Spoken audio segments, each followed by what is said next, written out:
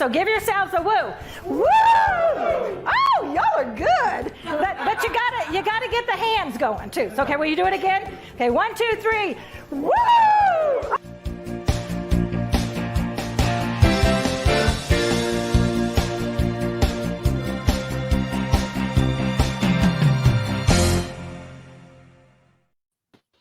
All righty, so woo! Good morning, everybody.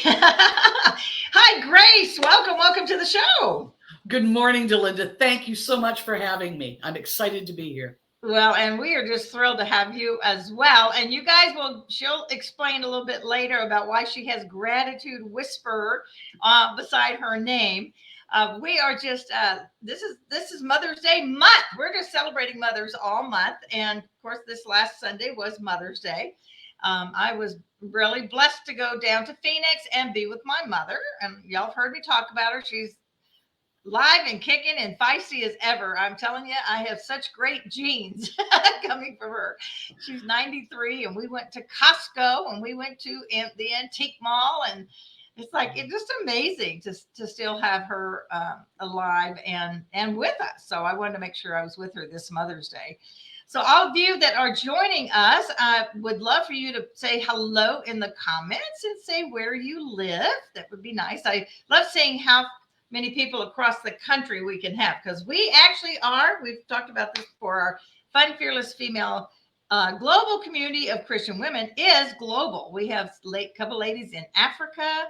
We actually have a lady that's, I'm going to get to write a letter to her embassy from Rwanda, who is wanting to come. And so I have to actually write a letter that this is a legitimate thing and asking permission for her to be able to come. So it's like, how cool is that, right? So any of y'all that are out there, say hello and where you are. We got ladies in Canada, a couple of others in Africa, a couple in Australia. Since, what's nice is since I'm part of the HMP, the Happy Neighborhood Project. And by the way, any of y'all that are listening that want to know what in the world we talk about when we say HMP, that's Happy Neighborhood Project. And it's a global networking system.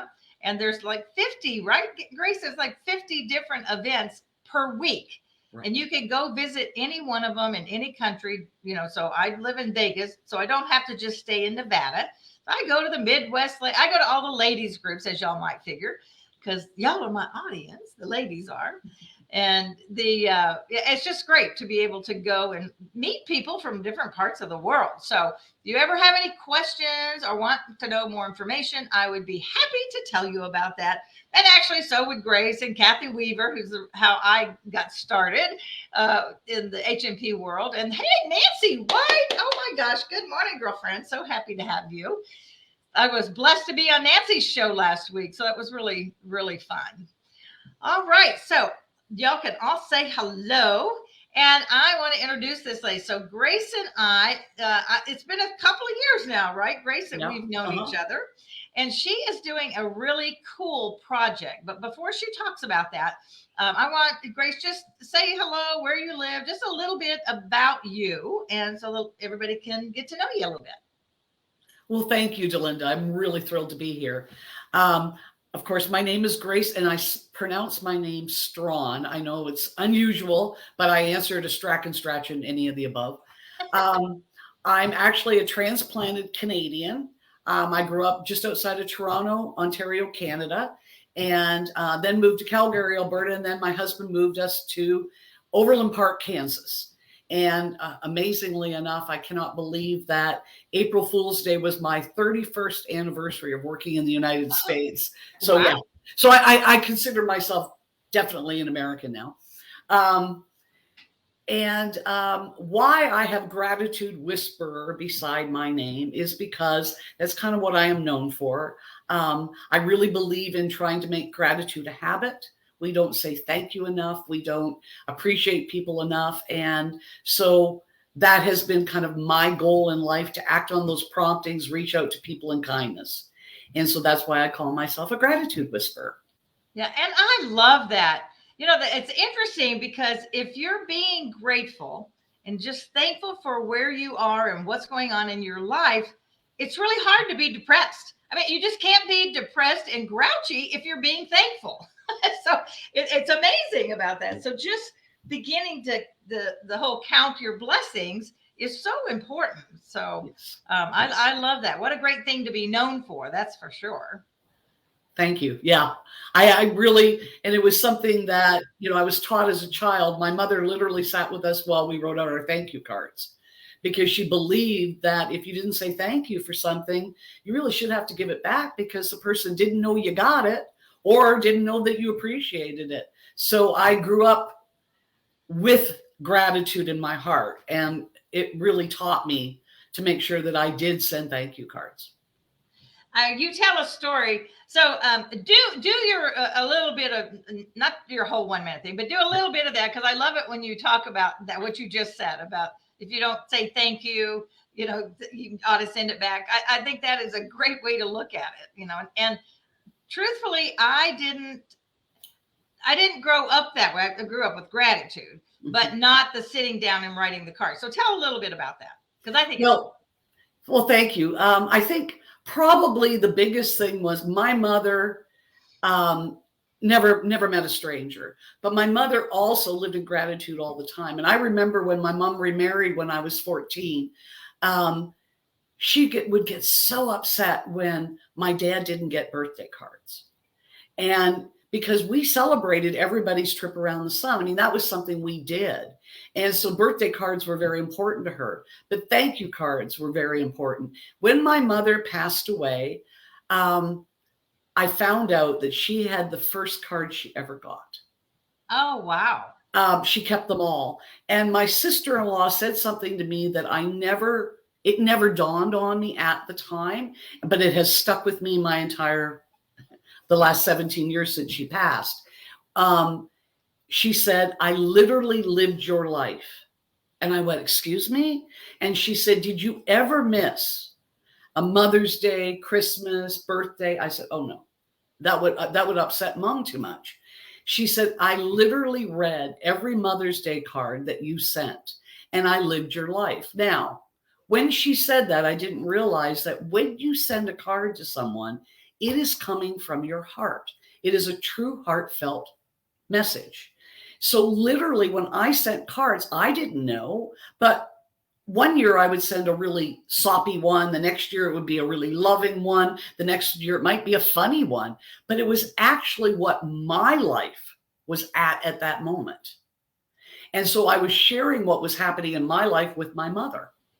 So literally my sister-in-law read all those cards and saw my life's evolve over the years of sending my mother Mother's Day cards.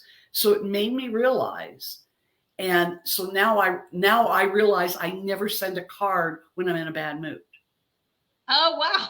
Because I realize that it comes out in what you write. It comes out in what you say, because she literally lived my life.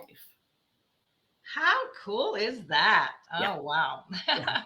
Hi, Karen. Good morning. Karen says, I think it's very disrespectful when you don't get thank yous for wedding gifts and shower gifts. And I agree. When somebody goes, because people go to the trouble. I mean, they take that extra time and money, but mainly, I think even more so, is the time to go and shop for the gift, or, even if it's ordering online, they're looking and making a choice based on what they think you would like. That's right. So it really is. And Well, hi, Rachel. Yeah. I tell people I made 3 purchases last year, major purchases last year. And 2 of the people that I purchased from knew what I did for a living. 1 did not. And amazingly enough, out of all 3 purchases, I did not get a thank you text, email, or card from any of them. Oh my gosh. Yet really? The third one, the one that didn't know what I did for a living, sent me 3 months later, sent me a email saying, would you please fill out this review on how much you love the product? And I'm thinking, no. Right. You didn't even ask me if I liked the product. Not one thank you. How is it? Did you like it? Nothing. Wow. And and yet somebody expects you to do a review. Really? Yeah, no. Yeah, exactly. Well, and it really goes to show. So whether it's going through and doing from a personal standpoint, like the Mother's Day and those type of things, but in even like in your business, how important it is for your customers. It's amazing customer service for sure, and it really is pretty much a lost art these days, doing the whole thank you cards and things. So, and of course, it just happens that that's what Grace does. But the thing is, it really is not just so happens. I mean, obviously, what you do for a living is what you believe in your heart and what you've been doing your whole life. It's so cool. And now it's just easier. I don't have to go to the store. I don't have to buy something. I don't have to buy stamps. We literally print stuff and mail it for us. So, I mean, it's like a no-brainer. Yeah, it is great. It is great. And Grace, so remember at the end of the show, because I know you can't type it in there, and I don't have Lisa this morning. Lisa's not feeling very well this morning. So I said, I have a guest, so just, take care of yourself and we'll be okay. But she usually does a lot of the typing in the comment section. So I don't think you can right now, but later be sure to put your information in so everybody knows how to get a hold of you. Excellent. Yeah, I will. Yeah. So, and Rachel Lane, hey there, good morning. This young lady is my cousin. So it's cool to see her on there. You can probably tell by the Lane in the last name there. So, all righty then. Well, let's tell us about, so like I said, we're celebrating mothers. And of course, your mother really is the reason you even do the job you have right now, which is very cool. But you have a big project. You are writing a book. Is that correct? That's correct. It is a tribute to my mother. 5 years ago, almost 6 years ago, my husband suddenly passed away. And if it had not been for my mother at that time, even though she had passed, I kept hearing her voice in my head. And it was her mother-isms. And literally her mother-isms got me through my husband's passing. And the one mother-ism that got me through it was this one. I'm going to share it because I think it's so important for people to hear this one. And that was when someone you care about, somebody you love, or somebody that means a lot to you says or does something maybe not so nice, walk away, because you do not know where their heart or their mind was at that moment. When it's someone you don't care about, you've maybe just met or, is an acquaintance, and they say or do something maybe not so nice, walk away, because they're not worth your time anyway. And that was one of my mother's mother-isms. And it got me through the fact of when my husband passed away, you assume so many people are going to come to your aid or and it was just amazing to me how many people that I really expected to be there weren't. Oh. The ones that I didn't know hardly at all were. But I also realized they had just experienced something as well. The people that I knew very well, my husband meant a lot to them. So they were reacting in the way they needed to react. And so if I hadn't had that mother-ism, there would have been hurt, resentment, whatever. And I didn't have it because of that mother-ism. Wow. That is something. And what a great piece of advice. Yeah. Because sometimes we want to respond, right? Our inclination is to say something or whatever. Right. And by walking away, it kind of saves that moment. And it might be something you could talk about later. It might be something that will come up again. But in order to save the relationship, right, you just kind of walk away. Yeah. Well, that is great. So you've been because of that. Oh, and so then you were able to do that. Yeah. And I was going to say, and so because of that, I decided after I kind of got over, the fact of my husband passing, that I would write a tribute to my mom on mother-isms, because I figured my mom was so profound. She had so many, and I could share so many with you. But I couldn't wrap my head around it. It was so weird. I knew I wanted to do it, but I just couldn't sit down and do it. And I met someone on a Zoom call, and this woman, and I was saying what I always did. Well, I'm thinking about writing a book on mother-isms, right? You talk about it, but you don't do it. And this woman reacted in a very negative way when I said it. Now, another one of my mother's motherisms was, if someone reacts to something you say, be quiet. So I literally sat there and said nothing as this woman reacted, because I didn't know what I had said to make her react. But I knew she was like in her own mind doing whatever needed to be done. And she all of a sudden said to me, well, you don't know me. You know, we've just met. We were doing a one-on-one. She said, and you would know that I'm actually estranged from my mom. I haven't spoken to her in 4 or 5 years. And I just went like this. I didn't say a word because I knew she was still percolating something in her brain. And all of a sudden, her whole demeanor changed again. And she got this big smile on her face, and she sat up straight and she said, but thank you. And I said, you're welcome, with a question mark. And she said, you just reminded me of a couple things my mom always said, and that I've actually lived by. And I'm going to tell you, Delinda, I had such a hard time containing my emotions at that time.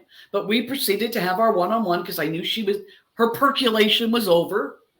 And we had our one-on-one, and I got off that call and I cried like a baby for half an hour. Oh my gosh. And I reacted so strongly to the fact, and I actually get teary-eyed when I think about it. The first thing I reacted to was the idea of being estranged from my mom, from your mother, and not speaking to her, because I would give my teeth to sit with my mom and, you know, just be able to hug her, say hello, anything if I could. Absolutely. But also to see that woman's reaction when that memory came up. So it was like literally my head went, pfft, and I went, oh, there's where my mind was at. It isn't it's a tribute to my mother, the book. But also, if I can get another person to think and react like that woman did, my heart is full. So I decided to interview people with their motherism, the story behind how the motherism affected their lives, and literally transcribe those stories into a collection and write a book on that. It will still be a tribute to my mother, because my mother's motherisms will be there. But I think it's just wonderful to be able to share those motherisms that are being lost with the world. And also, just as you were saying, just to be able to remember them, to stop and take that moment. Because if some of what I imagine will happen is if somebody reads your book, those are going to spark things in their mind to remember the motherisms or the grandmotherisms, you know, or that important person in their life that was an adopted mother or a mother by choice. You know, we talked a little bit about that last week, that, you know, so many people do have other mentors who become like second mothers to them, just because of their wisdom or their love or whatever that looks like to them. So it sparks that. And so what a great way your book is going to bring those things back so that they can remember. Exactly. And I think probably the loveliest compliment I got was, I did an interview with somebody that I respect with all my heart and soul. She has a nonprofit, and she just does so much for women. She said to me, no, this has to go in the book. And I went, okay. And she said, I just want to compliment the fact that you have never been a mother. And I have never been blessed. I mean, you know, I was married a long time, and my husband and I were never blessed to have children. She said, but I just think it's fascinating and wonderful, and a tribute to your mom, that you're writing a book on motherisms, even though you've never been a mom. And I never thought of it that way, but I think that's probably why, that's my way of being a mother to other people, is by writing this book. Very cool, Grace. I just love that. So where are you? So you've been doing interviews. I got to be interviewed by you. Yes. I love that. I was thrilled. I love that. So how are you do you, I don't know if this is the right place to ask you, but do you need or want more interviews? I am actually continuing with my interviewing, because what I've decided to do is I'm now in the editing. Well, actually, I'm in the proofing of the book, which is like very tedious. But I have to be honest with you. This is so not what I expected. But I interviewed people on Zoom and then I transcribed it. So when I go back to edit or proof it, I of course replay the voice and so that I can get it right. And I have found it's very hard. Even though I did the interviews, no problem. I had fun. It was great. When I replay them, I'm finding it very emotional. Ah. So it's taking me a little longer than what I expected, which is great. I mean, because I think I'm kind of getting to fill my heart with a lot of things before the book even comes out in a very profound way. And that's part of my mom too. That's her sitting up there going, this is what you need. Fill your heart, fill your heart. But I'm going to continue to interview because I have decided that this is going to be an ongoing series. Well, that was my thought when you were talking there. I thought, well, finish one and just start the next one, right? Exactly. Why not have a series? Why not have books 1, 2, 3, 4, whatever? So. And I finally had 3 men. Oh, you did? Yes. Okay. But right now I've had 39 interviews, which is pretty good. That is very good. Yes. I don't know if you can see over here. Hey, good morning, Vitalina, a sweet young girl. I tell you. Vitalina. From the Ukraine. I just love it that she's here with us. So I don't know if you can read that. It says, Grace, your book is going to change so many lives. We're looking forward to reading your masterpiece. So Thank you. there is your another little affirmation in case you needed one. I don't think you do at this point, but and Vitalina was also interviewed. Oh, you did? Oh, yes. yay! I love that. Yes. She has a beautiful relationship with her family and her mom.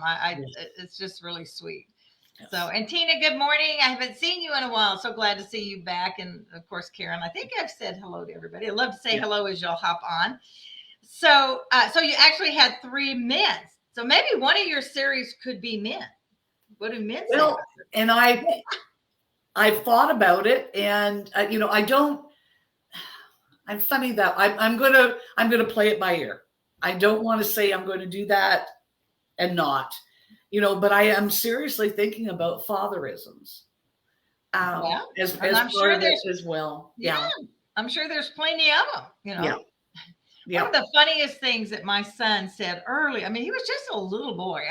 I'm thinking maybe 7 or 8. And he said, even at that young, and he's a great dad, and he said to Bill, he said, so Dad, how did you learn to become a dad? Is there a book of dad? We just thought that was the cutest thing. So, it's a different way of looking at it, but I think that men also, and men have very special relationships with their mothers. I mean, I think, even fatherisms is great. Another way to go, but hearing what men say about their mothers could be very important too. Yeah. And actually the men that I interviewed, they were really, and I got to tell you, 39 that I've done and not one was a repeat.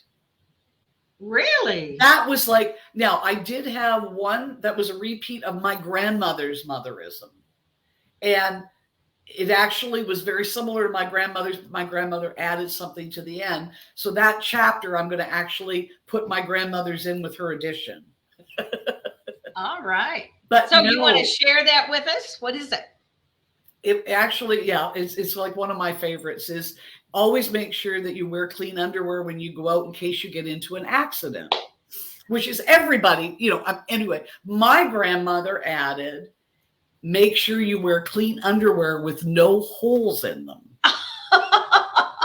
I don't know where that came from. I'm sure it's because she grew up in the Depression. Yeah. I mean, maybe, I don't know. But all I know is, and anyway, I have a story that I'm going to add to that that I want people to want to read the book to find out my little story on why you don't wear underwear with holes in it. Well, my mother, I grew up not, I'm kind of thinking I might have heard about the holes, but definitely be sure to wear clean underwear. And just this last weekend, something came up and we laughed about that while I was there with my mother. So it was like so funny. And I do have one thing that I'm gonna entice people with. Probably the most well-known, everybody's heard motherism is don't run with scissors in your hand. True. Okay, every mother tells you that. I have the story of someone that did, and the story behind it, and it is the cutest thing you've ever heard in your life. Oh, wow. And that's what I'm starting the book with, because that is the one motherism that everybody remembers. And I just think it's priceless to start the book with that. Oh, that's great. Yeah. So very Love cool. It. Well, I'm anxious to read it just because just the whole feeling that it evokes. You know, when you think of, you know, whether it, you know, was my mother or not, but to read what other people say in the motherism, and chances are a lot of them will have similarities, because depending on when you were raised, there were certain things that were very common in that time, like don't run with scissors in your hands. Yeah. Right? Yeah. So, yeah, exactly. Well, and you know, with Mother's Day just coming and going, I think, you know, it's a hard day for me because my mom, of course, has passed. My mother-in-law has passed. And of course, not being a mom, you know, it makes it really hard for me. But I'll tell you, the one thing that I thought of over the weekend was mothers need to be celebrated. I mean, not that fathers don't need it, but mothers, I mean, let's be honest. I mean, what mothers put up with, what mothers have to do, you know, mothers are, you know, they have 500 different jobs, you know, mother plus. And, you know, I want to leave people with one thing, and that is, what is worse than a late Mother's Day card? Not sending one. So I'm telling people, I don't care if Mother's Day's come and gone. Make sure you call your mother, send your mother a note, text her. I don't care, but touch her before the end of the month, and just say, you know what, Mom? I haven't told you how much you mean to me. Absolutely. That's a beautiful thing. And, you know, I think sometimes we think in our world, well, you know, well, I don't have any money, so I really can't afford to send a gift, or I can't afford to send flowers. But the truth is, that is not what's important. Like what you just said, just send them a touch, you know, and it could be a phone call, and it could be a text, but there is something, because I'm all about the cards with you, Grace. I just think it's amazing. And when somebody can go to the mailbox and get a Mother's Day card, and there's a note, something that makes it special, you know, right. That not just a love you, Delinda, you know, but right. Something like that. Or even one year I did ask my kids, I think it was a couple of years ago, I said, you know what I would really love from you this year is just write me a note of I don't know, to me about your feelings toward me, about, you know, just how do you feel?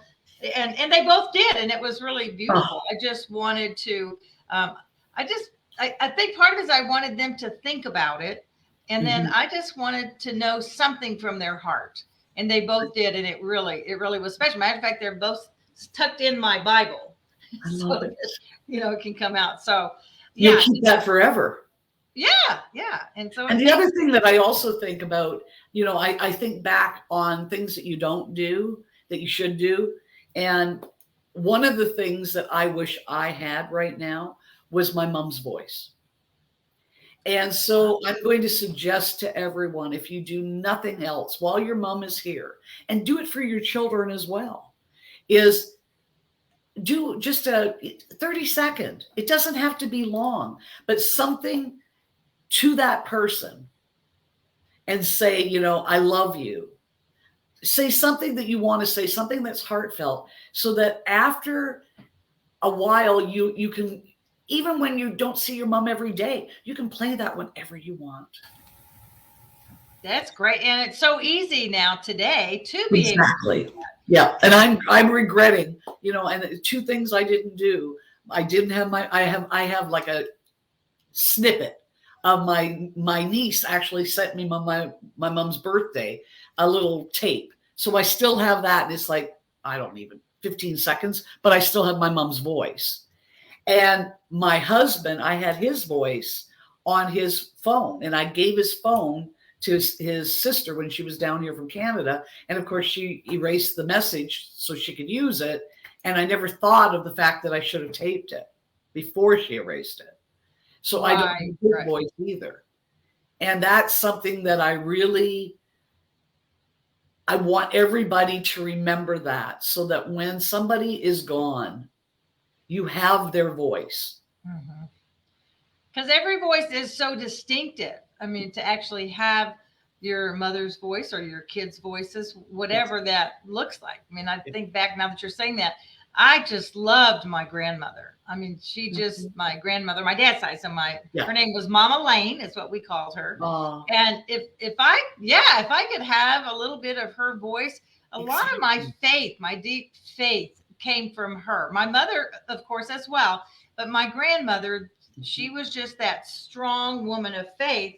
And it would be awesome if I had her voice. I know. So and that's a great idea. There was a lady that actually had a child's toy, and you pressed on the paw of this thing, and you could say something. And I thought to myself, that is brilliant, because that's something that grandma could do, and that child will have grandma's voice the rest of her life. Oh, Nancy, that's fabulous. That really is. Nancy, aren't you smart? I should do. I need to do that. I will do that. Yes. The next time I go see my mother, and she ask her questions. The one thing that my brother did this with my mom and asked her to journal, but I think she never did it because she didn't like writing. But if he had said, "Hobby, we just tape you." I'm very much my mother's daughter. I am not good at writing, but verbally, piece of cake. Oh, I didn't know that. Yes. And my mother probably would do an audio. She is not comfortable getting her picture taken or that unless I did it on the slide. I told her I was just recording, but it would be great to have a video. So what a great idea, Nancy. Yay, you for thinking of doing that. Very good. Awesome. Yes. But also, Nancy, I don't know if Nancy has children, but do it for your children and your grandchildren as well. Because I'm sure they would love to have a short video of you as well. And, now that it's so easy, there's so many, well, first of all, you can just do it on your phone, like push video. That's pretty easy.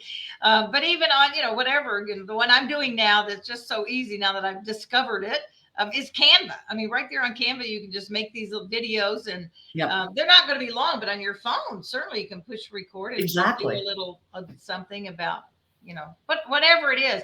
Probably for Alicia, I would sing to her, "You Are My Sunshine," because that's the thing I've always done. It's from a little girl, and that's what I sing to my grandkids.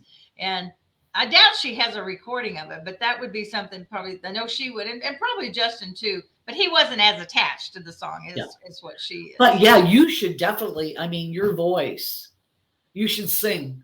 Oh, well, thank you. You should, because your children would and your grandkids would love to have that. So I will. I'll do the "You Are My Sunshine." So thanks for that little thing. I will do that. Anyway, well, we are a little over the top of the hour. What a fun conversation that we have had. Wow, Grace, you are amazing. Thank you. What you're doing, because I think it's going to make a difference. Just on the one thing alone of helping us to remember ourselves. And then as we read your book and see the other things that people have done. And we talked last week about we're making a difference every day. Yes. We really are. And so what difference do we want to make? That's right. So we get that choice, to leave those good memories and to remember the Mom-isms. I love the little queening of that. Yes. I just wish you the best. I know it's going to be great. You're going to have great success with it. Any last thought you want to leave with us before we go?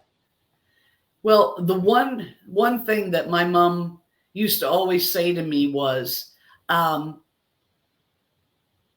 live in the moment. And this is probably one of my favorite mother-isms from my mother. And that is, the past is the past. You cannot change it, but you need to remember it because you learned from the past. Mm-hmm. The future, you have no control over. So if you live in the what ifs, you may be very disappointed if those what ifs don't come true. Mm-hmm. But if you live today in the moment, the best of your ability, and live every day like there's no tomorrow, when the future comes, you'll be pleasantly pleased. That's a great one. What a great one to end with today. So thank you. Thank you, Grace, again, so much. And keep us all posted. Be sure to, after a bit, put your information there so people can reach out to you if they want to, connect with you on Facebook and keep track of where you are on the book and all that good stuff. So everybody, thank you for being here. All of you who joined us this morning, and those of you who are watching later today, we love that when you check in. We will continue for the month of May. We have 2 more Tuesdays, I think, continuing to celebrate mothers with different little topics and things as we go along. And we just appreciate it because you can be anywhere. You could be a million places this morning, and you chose this time to share with us. So we appreciate that.